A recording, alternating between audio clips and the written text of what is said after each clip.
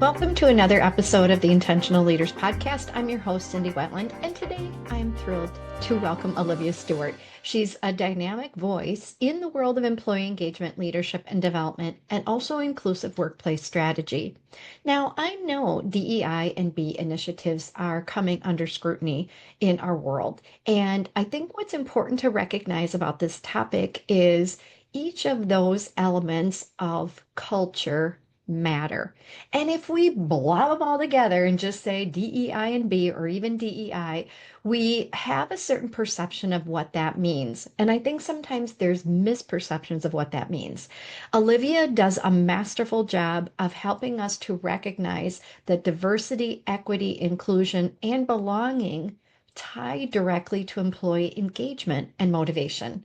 Now, do you want to work in an organization and do you want to be a leader that focuses on employee engagement and motivation? I know you do. So, Olivia is going to share a little bit about her perspective, her thoughts, her insights on this very important topic. And I know that you're going to realize the connections and the relevance of this, no matter what kind of scrutiny our world is looking at with this particular topic. And she has so much experience to share. I know that you're going to value and appreciate her perspective and insights. Let's go. Welcome and thank you for taking time out of your schedule, Olivia, to be on our podcast this morning. I'm so It's my excited to have you. pleasure. Great. Oh, Thank you. well, I introduced you in terms of your development, the work that you've done in creating culture, hmm and I'm so excited to explore those things with you today because you and I have known each other more on the personal side over the years, Right. and now I get to find out what really fuels your energy, and I am so excited about that. I am as well. Yeah, so Olivia, when you think about, your focus is a lot on employee engagement and hmm development, and you hmm think, and when you talk about that, you're very passionate about it. So, what sparked the interest in employee development and employee engagement for you over the years? So, I think if you go way, way, way back, when I made the decision to go into HR, I thought it was a place where I would have the opportunity to impact a lot of people as opposed to Yeah. being just a manager and having my own team. So, being able to have that impact on the organization broadly was, way, way, way back when one of the things that really Yeah. got me excited and got me into HR. But when you think about engagement specifically, I want to say that I was at the right place at the right time, in terms of how the field of engagement was developing alongside of as I was developing in my career. So, the concept or the psychological framework around engagement really kind of came out in the early 90s when I was in college, and then started gaining steam as the 90s progressed, and then you start getting into the 2000s where companies are switching to these global surveys. The Tower Watsons of the world and Gallup are doing these broad surveys just as I'm entering the workforce. And I was lucky enough to be able to work with a company who was doing this engagement work. It wasn't quite engagement at that time. It was still sort of on the Yeah. satisfaction side of the spectrum. Yeah. But the my background in psychology coupled with my choice in career, this coming together of how do you get people involved and contributing and making sure that businesses are achieving their goals, coupled with this idea of the psychological needs of people. It all sort of rang true to me in terms of what do people need, what if you think about sort of Maslow's hierarchy, right, going back to my Yes. science, yeah, it's okay to be fed and clothed, but you need more in that. And so that's what I got really excited about. And how do managers achieve their goals? It's not through themselves, it's through people. So Yeah. how do we help them do those kinds of things is where I got really excited about it. Yeah, I love it. And isn't it, it's kind of serendipity, isn't it? When you have a personal passion about something and then other organizations are starting to talk about that and measure Right, it. right, And you and I have kind of talked about, I think what anchors your experience, from my perspective, is that all the things you do wrap around culture development. Hmm. And as you said, it's not just you and a team, it's you creating space for everyone in the culture to be more connected to their Right. job. And I I think think that's an having that awesome thing. connection and helping people, realize how they can impact that on a regular Yeah. basis. Because, sitting in HR or sitting outside of the business, you don't have that interaction with people every day. And so, even if Yeah. my mind is there, how do I push that out to the organization, where it becomes the everyday behaviors and the everyday decisions that people make, which is really sort of the definition of a company culture is how people Yeah. act and respond every day. You bet. You bet. And I think it is so relevant today, especially with all of the challenges in the economy and the country and Right. all of that. I've done a lot of reading about leaders who are the most successful are focused on the cultural development.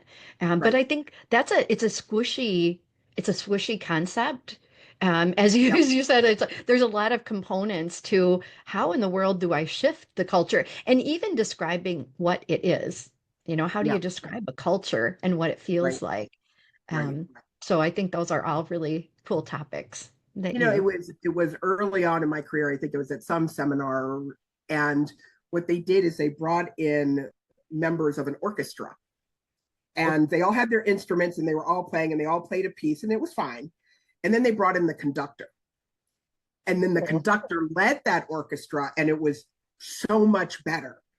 And this yeah, idea of the leader is standing around waving a stick, they're not doing yeah, anything, but the impact that it had on the group. I mean, you could, it's sort of a silly example, but you could hear the difference because of the direction and the communication and all of that stuff that came out from the leadership. So it's very squishy, right? Like this guy yeah, waving his stick around, what is that right, doing? Well, it's doing something because the yes. difference in performance is there. Yeah. Oh, I love it. That I think it's a It's a great great metaphor for analogy. leadership and culture, right? Right. Is how is everybody really literally playing together? That's Right. that's a that's a Because great everyone's one. an expert in their own instrument or even in their Yeah. own part of the orchestra, and they know what they're doing and all of those kinds of things. But how do you Yeah. bring all of those elements together? Yeah. That's sort of the ethereal element of leadership Yeah. that's hard to pin down but easy to see. Absolutely. And to hear, as you said, Right. with all the, I love that.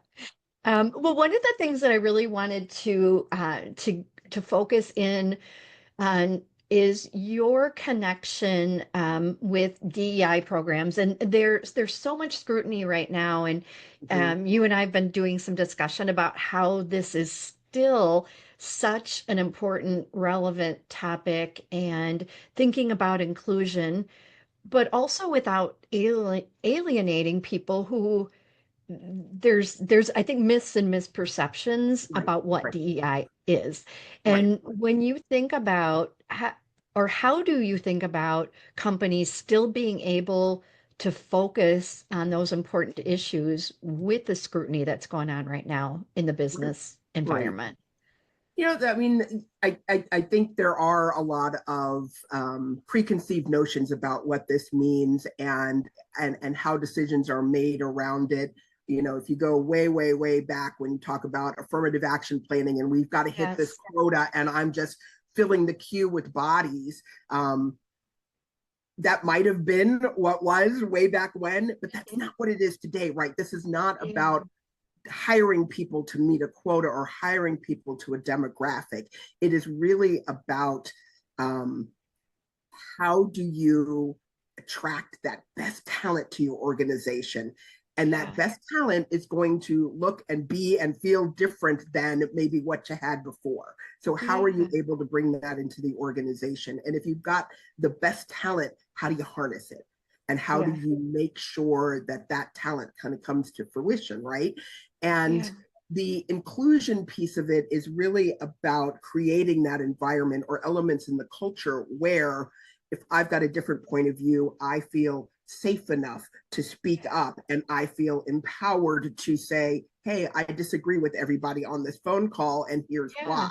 And if Yes. you don't have that that those varying perspectives, you really kind of get into we're going to do the things the way we've always done them. We're all going Yeah. to, maybe kowtow to the leader or the strongest personality in the room. And those are suboptimal actions. You're not going to get the best decisions out of them. So when you Yeah. focus on what I feel is the true purpose of diversity, equity, and inclusion, it really is about getting that best talent and harnessing that power and making it work for your organization.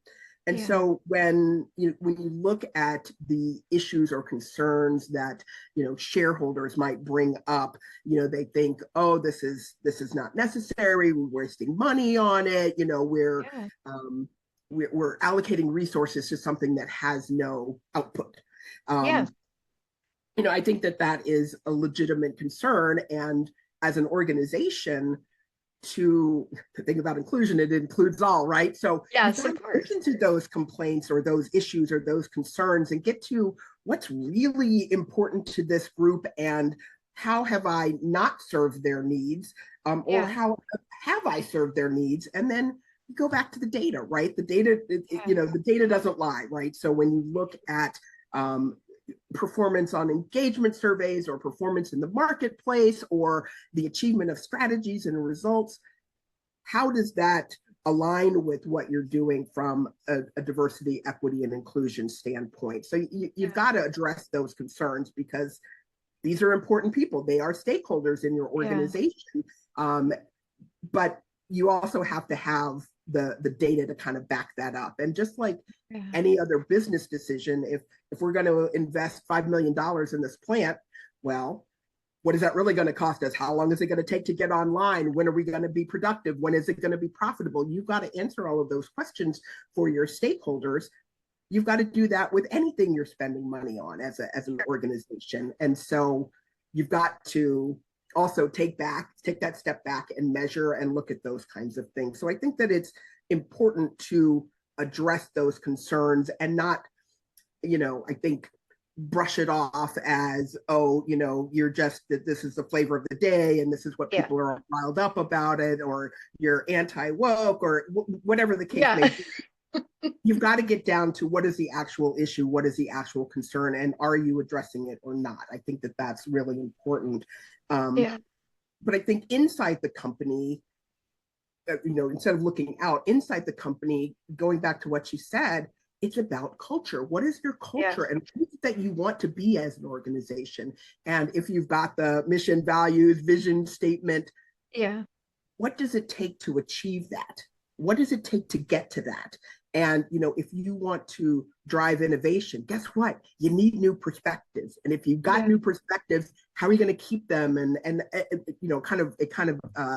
cascades from there. But if you don't want to package it as DEI, then it's about achieving our mission, vision, and Yeah. values. And when I think about the values that I've seen across organizations, right? Drive innovation, be Yes. customer focused, all of those kinds of things. You can't be customer focused unless you have that empathy and understanding of who your customer is and where they're coming from. And that then sort of rolls right into those inclusive behaviors that are so important if you want Yeah. to achieve those kinds of things. Yeah, yeah. And it's an excellent insight too when you connect um, culture to innovation, and innovation can't happen without inclusiveness. Inclusive behaviors. Are Right. people free to, as you said, challenge the status quo? Are they free to bring things up?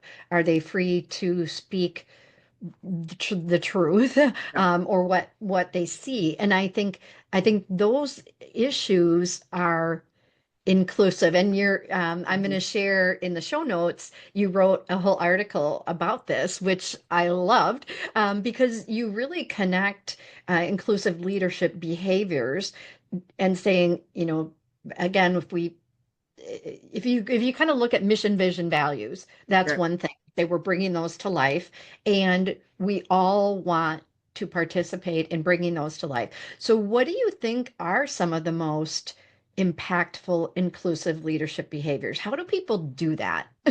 Because I think that's part of it too, is there's a little bit of there's squishiness to that. So Right, how right. would you define those? So I think that and one of my rallying cries around DEI is that this is not something you're doing in addition to your job. This Hmm. is your job, right? As a Yes, yes. leader, as Yeah. a leader, these are the things that you should be doing. And if you're not, we've got to have a conversation about that. But you shouldn't be thinking about it as on top of or something else. Yes, And excellent so when point. you talk about those behaviors, if you talk about leadership behaviors that are important from an inclusive standpoint, I think the one that jumps to mind immediately is about active listening, right? We Yeah. talk about active listening, we talk about communication, and it's about listening with the intent to hear, Yeah. truly hear the other person. And it's not just the words, it's all the nonverbals, it's all of the context around what they're saying, what they're not saying. Yeah. And in order to actively listen, you need to suspend your own perspectives and biases and all the things you think. You've got to suspend all of that. And Yeah. so when I talk about mitigating your biases, this is what I mean in terms of it's not about what I think. It's not about how I feel about it, where it comes from. I don't know, but it's not about that. But it's about let me invest in the time and the brain space to listen to the person that is speaking right now so that I can hear what their perspective is and infer, what their intent is. Yeah. I think oh gosh, I don't remember where I heard this, but underneath complaint is compliance. People are speaking up and saying things that they think are wrong because they are trying to make sure that the outcome is as good as it can be. And so, to suspend that, oh, here comes Sally complaining about everything again. It's what does Sally have to say that's really relevant and important and that I'm not seeing, and is that important enough for me to address in a different way? And Yeah. so the active listening piece, again, it's a leadership behavior, but it embodies a lot of the principles of inclusion. Yeah. And it's a really excellent insight. And there's when I teach leadership behavior, I always like talk about listening. And it's hard to suspend judgment, as you said, but it's Right, also hard just to be fully present. You right, think about the research on mindfulness is we're really yep, only physically or mentally present 50% of the time. right. We're off into what's Well, coming next, what happened. underachiever here. I know. It's like, oh, so my ability even to be here and hold that space for people is one thing. But then, as you said, suspending the judgment about what you're saying and how you're saying it or who you are, like Yep, Sally, like she's always a complainer, or Fred, yep, he's always a problem, right? But what is at the core, as you said, about what they're really getting at and why are they right. bringing that to the table? Right. And so when So, you think about mitigating biases, a lot of it is including others to sort of witness and hear and experience the same things and then talk about how those different points of view come into play. Because, the work on biases and unconscious biases is not about changing who you are, but it's about recognizing, like, hey, I tend to think this way about something. And so yeah. let me intentionally go find somebody who doesn't do that so we can Yes. work through the question or the issue or the proposal in a way that we are respectfully challenging each other, but really digging out from those biases that may cloud our ability to really be present and to hear what somebody else is saying. Yeah, for sure. And Olivia, I think that's, what you're talking about is it's about exploring your own mindset. Like, do Yeah, you know right, that you're even doing that? right, Right? That's job one, like right, self-awareness. And again, statistics on self-awareness is that we're not very self-aware. We think we're more than we are. right, Also, statistics are that people think they're more open-minded than they really are. right.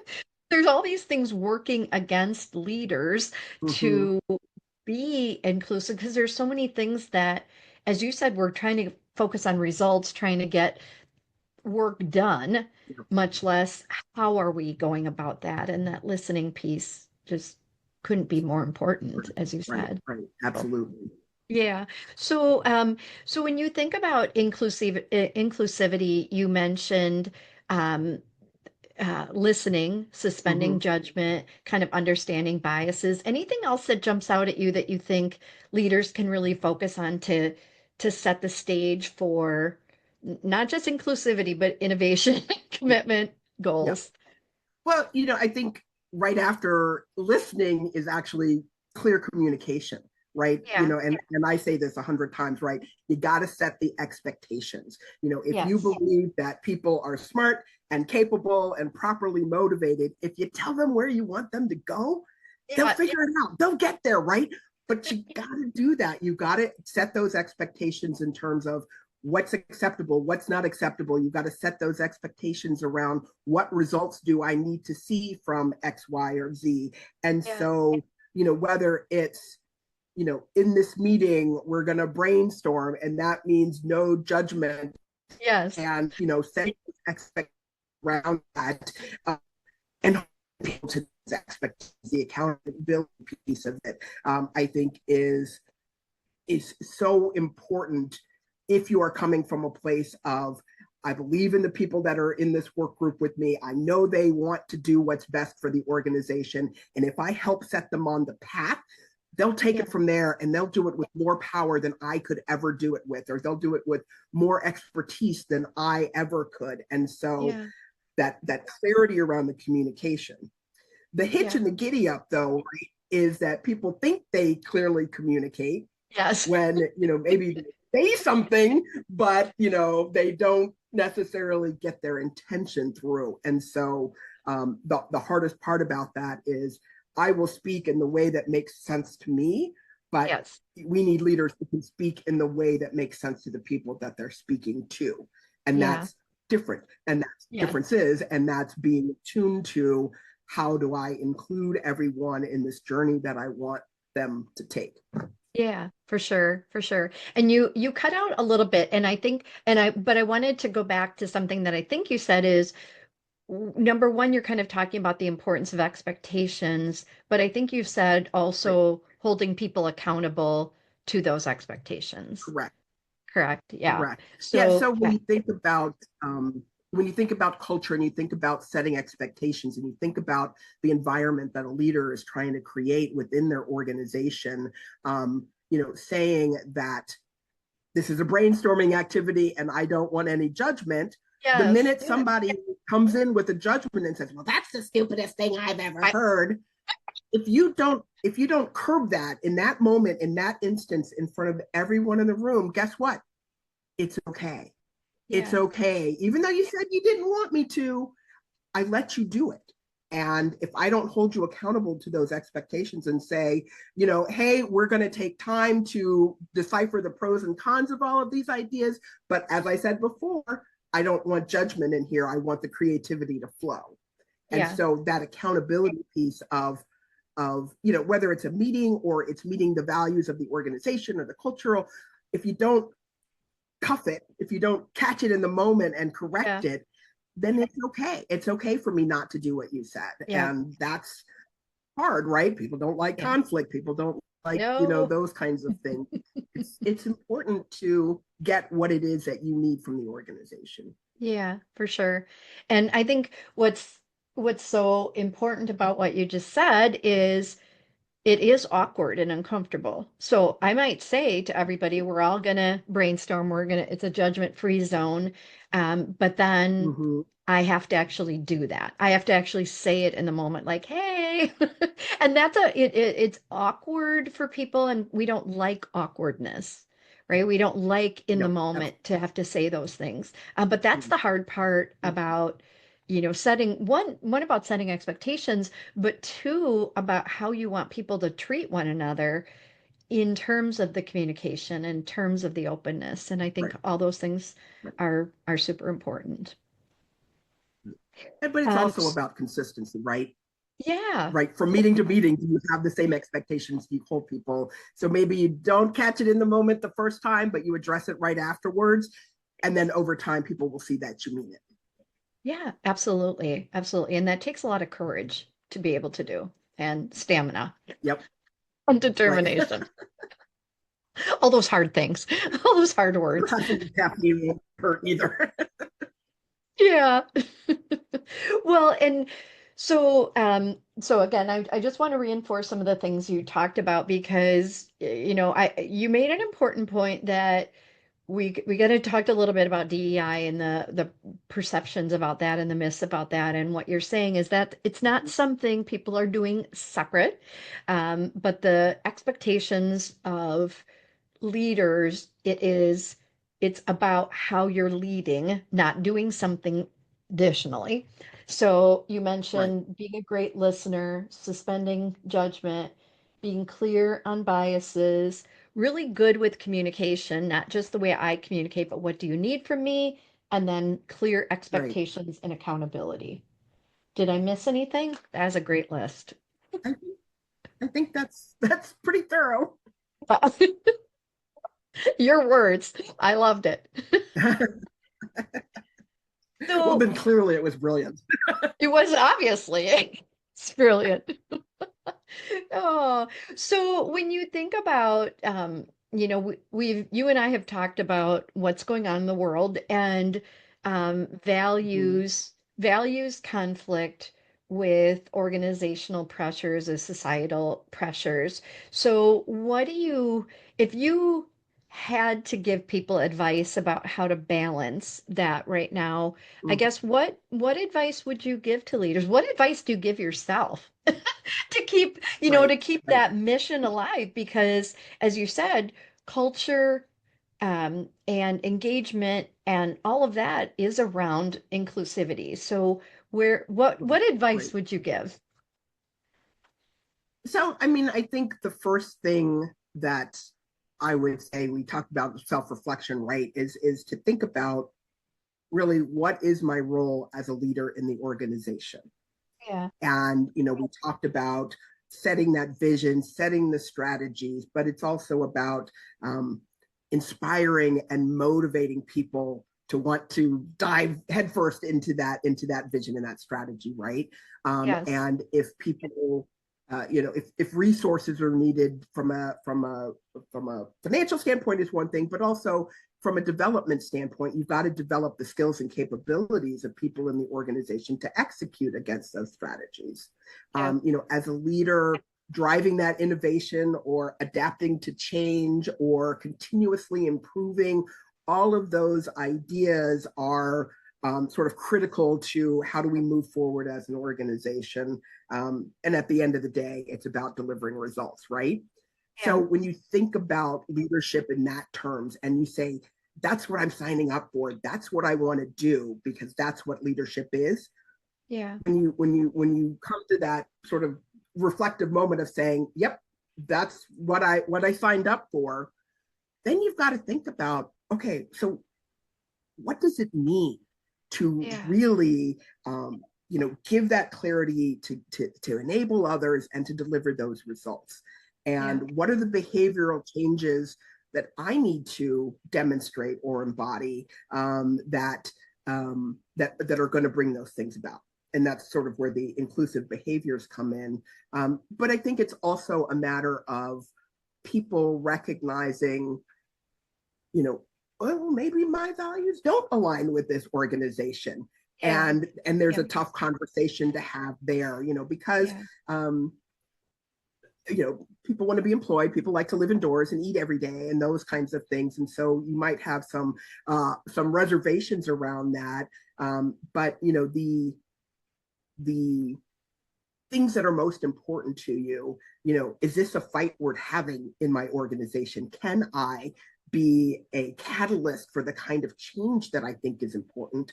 Yeah. Or maybe that's not who I am. Maybe I'm not the leader of the charge, and maybe it would be better for me to find the kind of organization that is more aligned with what I want to do. And that's a very Yeah. personal decision. There's a lot of clout and ego and effort that go Yes. into trying to be a change agent. But if this is at the core of what you believe, and what you think is going to lead the organization forward successfully, then maybe you're ready to sign up for that fight, but you're going into it with eyes wide open. If you're like me, you probably are faced with a bazillion problems a day. When we think about the opportunity to focus on the most strategic problems, this takes some sharp thinking and quick thinking. What's interesting about this whole topic of problem solving is I have been training leaders and managers on problem solving for a long time, more years than I'd like to admit. And what I know is most leaders and managers believe they are good problem solvers. Then I introduce some best practices and pitfalls of problem solving. And after those concepts are introduced, leaders think, oh my gosh, I could do this better, differently, with higher quality, and I can enable my team to do this as well. I can coach my people to be more high quality in their critical thinking and their problem solving, maybe even reducing some drama along the way. I want this for you. So, this is a great offer and an opportunity for you to dive into and explore my new problem solving course and get the first lesson free. It will give you a chance to sign in and preview lesson one in the problem solving course. As I said, this is a topic that most of us think we're pretty good at. However, statistics on self awareness say that 95% of us think we're self aware and only 10% are. Now, I'm not saying you are not a good problem solver or that you're not self aware, but don't you want a reality check to make sure you are? This will save you time, energy, and a whole bunch of stress, and it will lead to empowering your team in a very strategic, thoughtful, and engaging way.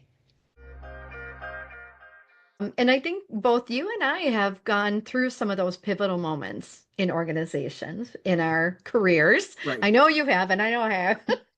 But I think, you know, that is so important. I think sometimes we get into a job and we keep going because we think that's what we're supposed to do. And we fight the good Right. fight, and then we get exhausted, and then we can get Yeah. complacent. And then we like get burnt, and people get burnt out because the Right. change is required. It is a that requires a lot of endurance, a lot of stamina, a lot of courage. And as you said, Right. if those values are misaligned, that adds an extra layer of angst. And Right. so I think understanding that, but even I don't even know if some people recognize they're at that kind of crossroads. Like, oh my gosh, our Right. values aren't aligned or my values aren't aligned. And do I have the courage to either, as you said, sign up and be reflective enough to change it? Or is this Mm-hmm. not a good fit for me? Right. Right. And And it's hard, right? People like the stability and the consistency and the devil perhaps. yes, But when you think about, or when I think about, because again, psych geek, when you think about that hierarchy of needs where I want to feel yes, proud of what I'm doing and be excited about it and feel like I'm contributing to something big, like if that's yeah, missing for you, I think that seeps into every element of your life, right? You don't leave yeah, that stuff at the door when you leave the office, right? It leaches right, into your private life, it leaches into your psychological state of being. It yeah, doesn't leave you. And is it worth it, right? Is it yeah, worth it? And sometimes yeah, it's just not. And so, yeah, what is, getting into personal values, what is most important to you? What do you find to, complete your soul?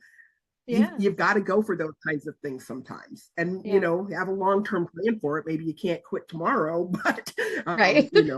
find the transition, please. Yeah, yeah, I love that. I'm getting a lot of freezing on your Oh screen, just so no. you know, as your video, and that's I can hear you. That's I don't want to miss Okay. anything that you're saying. So that's the good news. Is you stay frozen a bit, but I can still hear your voice, so that's good. Because I love what you're saying so much. And when you think about that for you, you Mm-hmm. you are in a period right now where you're really reflecting on where you want to go Yep. and Right. the role that you want to play and the values that you have. And when you think about Mm-hmm. that intentionality for you, what what do you feel like is important to you right now in how you want to contribute or the kind of culture that you want to either be in, and the role that you want to Hmm. play? Because you're going through all of those things right now. What does that look Yeah, like for you? yeah, for sure. I think that what you said about you get into a job and you just keep grinding and you keep grinding and you keep doing what's in front of you. We all fall victim to that. And there are activities and things that I've done where I feel like, gosh, I could do this in my sleep. Yes. And it's not that I'm not willing to do it. It's not that I don't think I'm capable of doing it. But what it makes me sit back and go is, or think about is, what am I getting out of this? How Yeah. am I growing and developing? And Yes. when you come to the point where you think you're not, like, yeah, you could do this with the one hand tied behind your back, like, where's the Yeah. fun in that? Where's the challenge Right. in that? Where's the growth? And of course, organizations are different and different cultures and you got to fit in, but like, it's not that different when you get down to sort of the core philosophy of some of these activities. And so for me, having an impact, when I said this at the beginning, right? I wanted to have a big impact on the organization and lots of people, and building systems and tools and training, all was around building an infrastructure for Yeah. organizations. And I've gotten to the point where it's like, okay, yeah, we've done that. That's a piece of it. It moves the needle, but it doesn't move it as far as I think it should. And so when I Yeah. take that step back and think, how more can I contribute? I think Yeah. it really has shifted from the ideas about infrastructure to culture. And how do you get culture? You really start at the top, right? And Yes. know what is important to your leaders and what the organization should and could be doing differently to make it a culture where all of that infrastructure makes sense. And so Yeah. having the impact on leaders and leadership development has become a Yeah. bigger priority for me, and having the space and organization that understands that it's not about just having a great CEO. You've got to have a whole organization of leaders at different levels. Yes. And what does that mean? And what does that look like? And how do you make that leap? I've done many sessions about, making the change from an individual contributor to a manager. Like, that's a Yes. whole different skill set. That's a whole different Yeah. mindset. And helping people make that shift is what gets me excited. And how do you teach them those Yeah. skills, and how do you give them the tools to reflect? And Yeah. I think one of the biggest challenges for leaders is taking that time to reflect and saying, Yeah.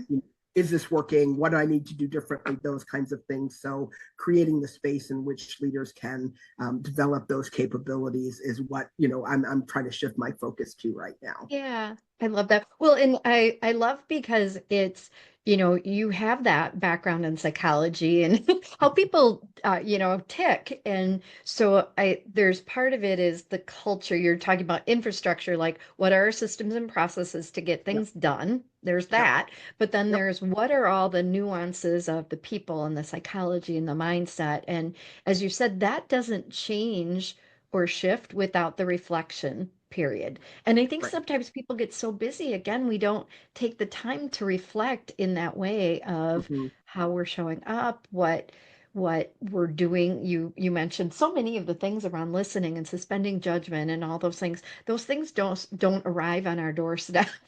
They Right. they come with Got to dig for intentionality. them. Yep. You got to dig Yeah. for them. And when I think about um, what does that look like in real time, having Yeah. conversations with your employees about, I use this strategy a lot of having the stay interview, right? Yeah. Yeah, we all do exit interviews, like, why are you leaving us? But instead of them Right. leaving, what is going to make you stay, right? And that Yeah. Yeah. is that's where that active listening comes in, that point about reflection, that is encouraging others to reflect and Yeah. enabling that behavior. But I think it will also end up showing you that, gosh, people have different motivations and different needs. Sure. And if I approach this as everyone's motivated by pay, or everyone's motivated by Yeah. the fear of losing their job, if I come at it like that, I'm missing the boat on what's important to Yeah. so many, what's truly important up the Yes. hierarchy for so many people. And I think that that's what we as leaders need to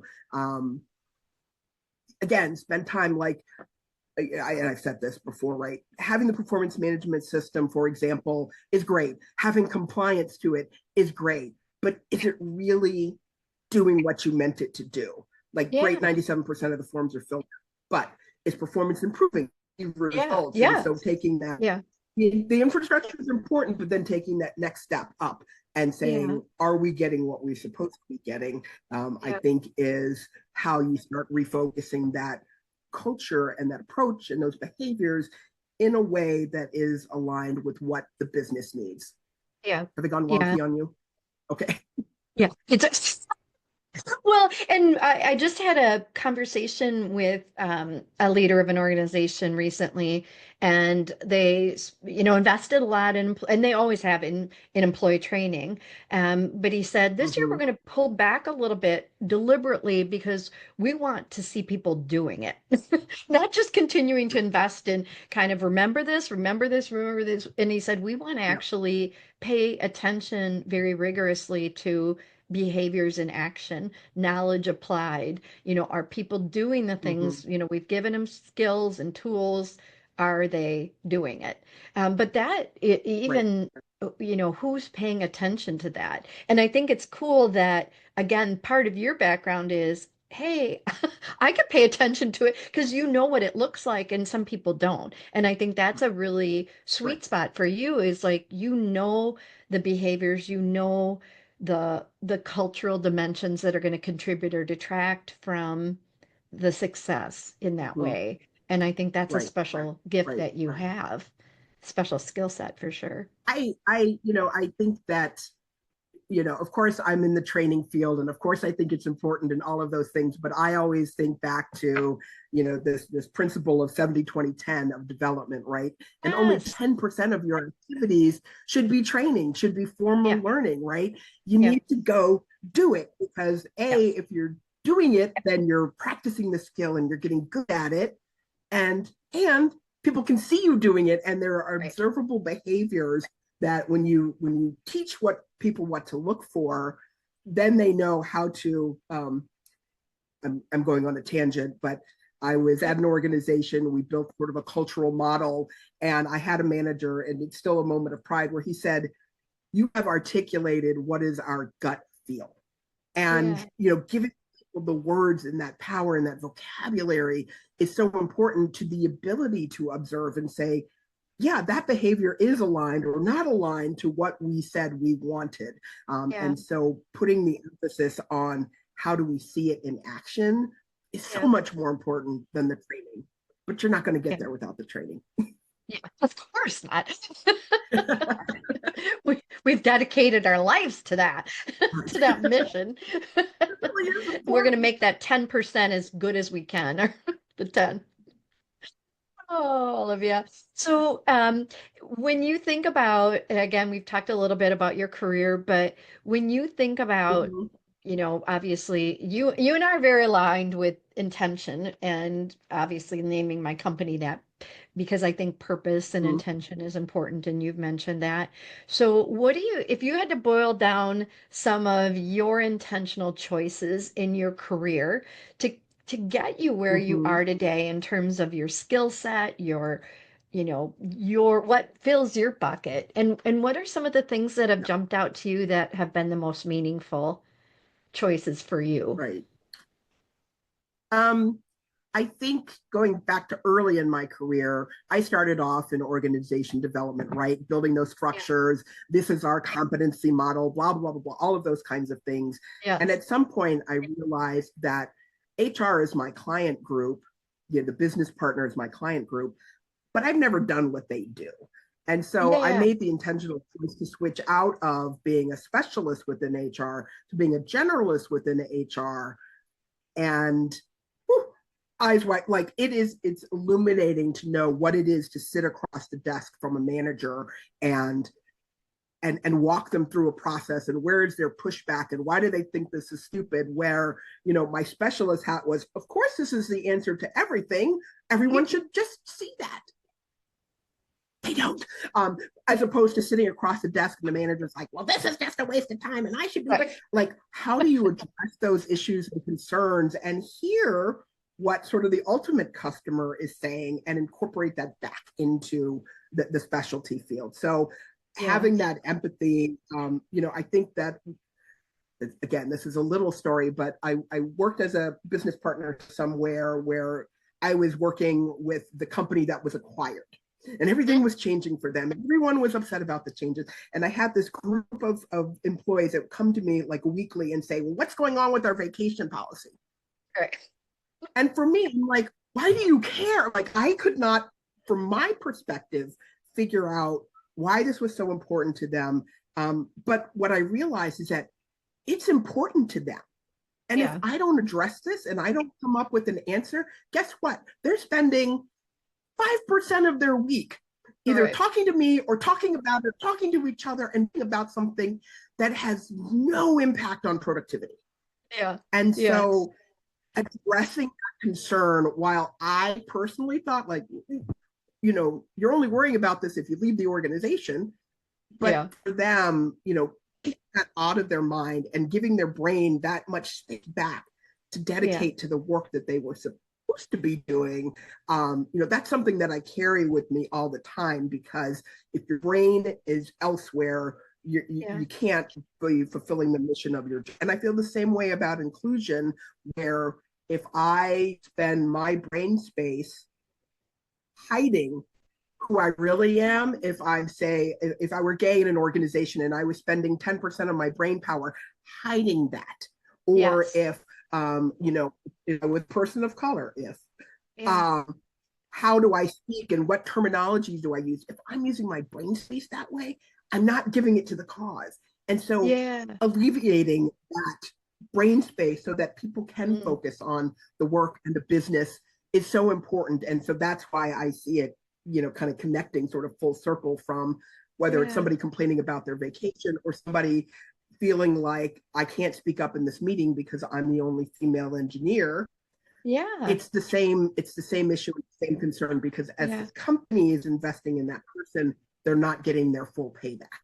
Yeah, for sure. And I think you're hitting on something so important to culture, to inclusivity, to feeling purposeful and engaged in our work, is that we have to be authentic. And if I can't be my authentic self, if I have to hide pieces or parts of myself, if I can't talk about certain things that I feel or who I really am at my core, because I don't feel safe enough to do that, what a huge energy drain and a distraction to our ability to fully participate and fully perform at our best, as our best self. And that is so true. I think about that a lot with all kinds of issues that are taking up people's brain space when they don't feel those things that you mentioned. So being able to orchestrate that where everyone can contribute and feel good about what they're bringing to the table is important. Yeah, I love that. Well, and I appreciate you sharing your thoughts, Olivia, because and I appreciate the article you wrote, and I'm excited to share that with people, because I think as you think about culture development, so many leaders, I think, don't know how to do what you're saying. And again, think of it as something separate, like culture development, that's over here, and now we got to do all this stuff. And no, it's really being that orchestra. I love the orchestra analogy. Is it an analogy or a metaphor? I can never, I never know the difference. I think it's a metaphor. Okay. English is not a strong suit. I don't even know what it is, but that whole concept of everyone's contributing, everybody's playing their part, and um, that there's leadership at all levels that are doing that and knowing the importance of it, and that it makes a difference to the symphony, to how we're playing the music. And I think the idea of leadership at all levels is so important, because your executive suite touches what percentage of the workforce? on a daily Right. basis. Yeah. It's your first line managers, it's at the next level of management that impacts people every day. And if your Yeah. thoughts and your culture and your intent is not going all the way down the organization, you're not going to get to where you want to go. Yeah. Yeah, absolutely. Oh. So anything else that you want to share based on your journey, based on um, uh, kind of the cultural development that is what you are doing, how you're contributing. Anything else you want to share? Just the general question. Um,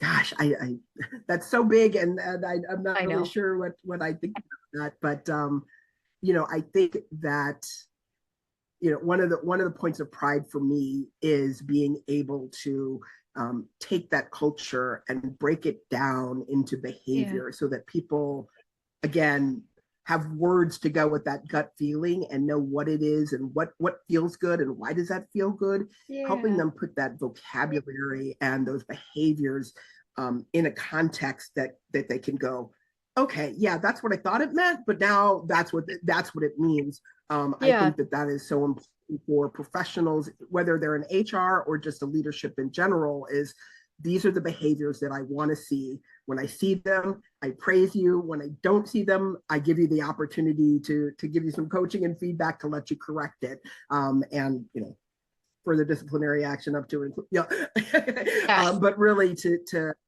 infuse that at all levels is so critical. And we get caught up in the bits and the bytes and the producing the widgets and those kinds of things that Yeah. we kind of lose sight of what really is the role of leadership and how are you going to make all of those things happen without having to physically jump on the line and do the work yourself.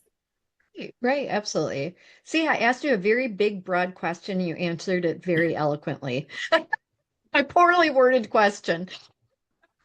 But you did great. But I think what I just love about you, Olivia, and I appreciate you taking the time to come on the podcast today because I think you have so many great insights on inclusive leadership about, you know, the evolving workplace and even how people are thinking about inclusiveness over the years, and diversity and all of that. But what you're really also saying is align your values, align leadership, and build culture, and do that by being present and purposeful and being willing to reflect and shift and change and grow. And those are all Right. doable for all of us, right? Yeah. So I think what you're Yeah. saying is yes, it is planful and it's strategic, but it's not rocket science, thankfully. Oh. It reminds me of a leadership book I saw. This was a long time ago. This probably won't make the cut, but the name of the book was "Don't Be an Asshole." Like Oh, it's not rocket science. Just be a good person. And it's like, yeah, right. Don't do that. yes, Oh, I love it. It's a good summary statement. yes. Don't be an asshole. All Yeah. right. Don't be. Well, again, Olivia, I want to thank you for taking the time this morning and also for your thoughts. And as I mentioned, I will put your article in the show notes so we can share some of your ideas and also connecting that engagement with inclusion and cultural development, all those good things. And then also your Wonderful. link to your LinkedIn profile so people can connect with you. I'm happy to field any questions or let people share their thoughts. I would love to hear it. Something I didn't share about your leadership, and this is a life thing, is Mhm. you have an amazing ability to be not just creative as a leader, but creative as a human being. And you've been friends with my sister for years and years, and you are known for your crafting, your 25 years. oh, really? Yep.